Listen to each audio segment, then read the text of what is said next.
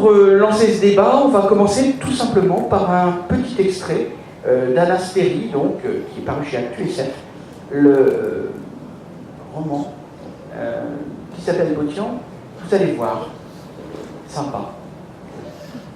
La foule fit « Oh !» D'Oloncio baissa les yeux sur sa victime et constata qu'il avait raté son coup. Reynaldo déglutit. On lui avait expliqué que, lors des exécutions, les têtes tombaient dans un seau et les troncs étaient rapidement balancés dans une litière remplie de sueur à l'abri des regards. La seule fois qu'il avait vu une décapitation de près, il s'était agi d'un poulet. Il réalisa avec fascination que la quantité de sang contenue dans un corps humain n'avait aucun rapport avec celle que renfermait celui d'un volatile. Chaque battement du cœur du malheureux, chaque convulsion et chaque mouvement désespéré de ses bras tachaient un peu plus l'estrade, menaçant les bottes des officiels qui s'y tenaient. Quelqu'un vomit non loin de la plateforme. Reynaldo sentit l'odeur acide de repas de mauvaise qualité et plissa le nez. Des rires s'élevèrent pour moquer l'ami à l'estomac fragile, se mêlant à ceux nerveux de plusieurs membres de l'assistance. Un cri de rage se fit entendre dans un groupe de mi-hommes, et Reynaldo vit les soldats serrer de près les affranchis. « Terre-mère » jura doucement Diema, en levant les yeux au ciel. L'officier de cérémonie fit un pas en direction de Deloncio, mais celui-ci, sans céder à la panique, brandit de nouveau la hache et la battit au même endroit. La tête pencha, résista encore un peu. Le garçon relevait une nouvelle fois son arme, ses jeunes muscles fatigués tremblant sous l'effort, quand elle se détacha enfin et tomba dans le seau. Quelques secondes s'écoulèrent, durant lesquelles Reynaldo vit ses parents jeter des coups d'œil discrets à la foule, à leurs hommes et aux affranchis scandalisés. Mais les soldats se déployèrent efficacement, les animateurs lancèrent quelques « chut » vite repris par leurs voisins, et petit à petit les clameurs s'étouffèrent. Le baron et la baronne se détendirent, Jagot se leva et échangea un regard avec son aîné par-dessus la foule. Du sang était tombé de la hache quand le garçon l'avait soulevé pour la deuxième fois, tachant son front, sa joue droite et le tissu de son épaule de quelques perles rouges. Il sourit calmement, mais Reynaldo, qu'il connaissait bien, ressentit sa fierté. Il sourit à son tour, vaguement gêné, et gagné malgré lui par la satisfaction communicative de son frère. Il adressa un grand air ravi à sa mère avant de remarquer son regard courroucé. Jagot leva de nouveau la main, le silence se fit. « Justice est rendue, dit-il. » Alors Deloncio rassembla ses dernières forces et brandit la hache au-dessus de sa tête, ignorait la tension dans ses muscles des gouttes de sang qui perlaient maintenant sur son poignet et glissaient dans sa manche. Il sourit cette fois à la foule et un tonnerre d'applaudissements s'éleva qu'il accueillit avec un air bien heureux, d'une sincérité dont seuls semblent capables les enfants innocents. Voilà, scène d'exécution chaleureuse et sympathique. Le monde d'Anas Perry, Isabelle Botian, vous frappez fort, c'est le cas de le dire pour un premier roman. Oui, alors tout le roman n'est pas aussi trash.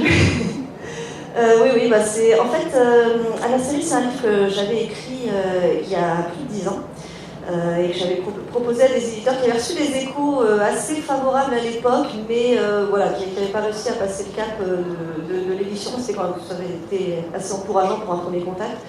Et en fait, je l'ai réécrit récemment dans le cadre du lancement de la collection Bad Wolf chez Actu SF. Et toutes ces scènes parce qu'en fait, donc, il y a une histoire principale, et chaque chapitre est précédé de chapitres de flashback, y compris celui-là, et qui permet de contextualiser le héros et montrer un peu d'où il vient. Et tous ces chapitres-là ont été écrits il y a pour le coup 1 an et demi dans le cadre de l'édition de ce roman. Et c'est vrai que je voulais, justement, ma narration de base était un peu plus en plan, un poil linéaire, et je voulais justement utiliser ces interchapitres pour dynamiser. Donc c'est pas systématiquement des scènes chocs comme ça, mais du coup voilà, je vais faire une entrée en matière un peu organique, on va dire. Grégory Darosa, on va là aussi entrer dans votre roman de plein pied, et on va commencer par le début, tout simplement. À l'heure canoniale des laudes, la lâcheté est au caractère ce que la trahison est à la guerre. Les héros n'y survivent pas. Petite citation, c'est toujours bien pour démarrer un roman. Sénéchal Gardeval, je vous en conjure, réveillez-vous. 3 coups cognèrent la porte de ma chambre.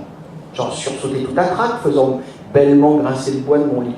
J'eus l'impression qu'une main venait de m'agripper les cheveux pour me plonger la boule tout entière dans un paquet d'eau glacée. Sénéchal Gardeval, diantre, cessez donc de beugler de la sorte. Je viens. Je m'extirpai de ma courte pointe de soie et de mon matelas rembourré de plumes. Tout en réajustant mes bris, je vis du coin de l'œil les premiers rayons de l'aube glisser sous les tapisseries qui bouchaient les rayères. Jacques Rodanteux était homme bien matinal ce jour-là. Ce n'était pas là son habitude, mais à vrai dire, pointait davantage son habitude de brailler au seuil de ma porte. Agrippant le trousseau de clés qui trônait sur ma table de chevet, je fis quelques pas pressés vers lui, me dirigeant vers la voix affolée de l'architecte. Les cliquetis attestèrent du jeu de la serrure et bien vite, presque à me souffleter à coups de bois massif, Rodanteux l'ouvrit. Il pénétra ma chambre sans même mon autorisation dans un état de panique démesuré. Allons, mon cher, quelle troupe peut bien vous faire oublier les politesses à ce point, le piquage. Philippe, le roi vous monte dans l'instant. Tiens donc, et c'est vous qui l'envoie pour me faire quérir? Sa Majesté n'a-t-elle plus aucun laquais à son service? Eh bien, sénéchal, c'est que tous les hommes valides et indispensables du palais ont été envoyés sur les murs de la cité. Je fronçai les sourcils. Même dans cette demi-obscurité, Rodanteux dut s'apercevoir de mon désarroi, car il s'appressa d'ajouter « Sénéchal, la ville est assiégée !» Bon, ben là aussi, ça démarre très fort. Il est en train de dormir tranquille, donc c'est qu'a priori aucun danger n'était prévu, en tout cas dans cette situation, et d'un seul coup, visiblement, il y a une armée aux portes. Voilà, ouais, c'est ça. Donc rien n'était prévu, du moins c'est ce qu'on pense. D'ailleurs, c'est rigolo que ce passage soit lu, parce que c'était vraiment le morceau que j'ai écrit et que j'ai laissé pendant des mois, et j'y ai pas touché, et je l'ai pas écrit par-dessus. Et il a fallu un certain temps avant que je me décide à écrire vraiment la suite du roman, quoi. Et je voulais commencer vraiment avec ce duo-là, ce couple, le sénéchal et l'architecte Rodanteux, où ils sont vraiment... il y en a toujours un pour taper sur l'autre, et l'autre qui est là, oui. Enfin, en gros, c'est exactement ce personnage-là. Et voilà. Oui, alors, là aussi, votre choix, c'est pas de présenter les personnages, mais de présenter une situation. Oui, alors là, ouais, je présente la situation, c'est-à-dire que je voulais mettre dans le vif du sujet de suite, quoi. C'est-à-dire que je voulais pas vraiment un tome de présentation où il va doucement, on met la géopolitique en place. Là, c'était de suite toc toc toc. D'ailleurs, la phrase, c'est 3 coups cognés à la porte de ma chambre, un peu comme si on arrivait dans une pièce de théâtre, ça commence de suite, le rideau se lève, quoi.